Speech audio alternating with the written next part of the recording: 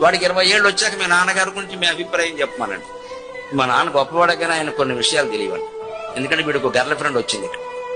విషయం అది 30 ఏళ్ళు వచ్చాక వాడికి సాఫ్ట్వేర్ ఉద్యోగం వచ్చాక సంవత్సరానికి 36 లక్షల ప్యాకేజీ ఉండగా నెలకి 3 లక్షల జీతం ఉండగా వాడితో మాట్లాడండి. అప్పటికే ఏమిటో ఈ పెద్దవాళ్ళని అంటే బాగుండదు కదని ఫూలిష్ అండి. డైరెక్ట్ గా ఫూల్ అంటే బాగుండదు కదా, ఇంకా ఫూలిష్ అండి. మా నాన్నగారు ఏమిటో పోస్ట్ మార్క్ ఉద్యోగం చేసుకుంటా పల్లెటూళ్ళు అలా ఉండిపోయారు. ఆయన రిటైర్మెంట్ అప్పుడు జీతం 30,000 అండి. నాది ప్రారంభమే 3 లక్షలండి. తండ్రి మూర్ఖుడు కింద కనబడ్డాడు. అదే 40 ఏళ్ళు వచ్చాక అదే కొడుకుని మీ నాన్నగారి గురించి నీ అభిప్రాయం ఏమిటి నన్ను ఏమంటాడు తెలుసా?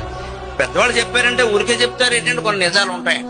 ఎందుకని వాడికి 2 పుట్టి కొట్టడం మొదలెట్టారు అంటే అర్థమైపోయింది.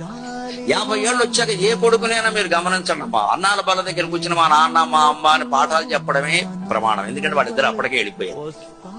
ఇప్పుడు ఏ ప్రేమను మీరు నమ్ముతారు? ఇదే మాయాశక్తి విలాస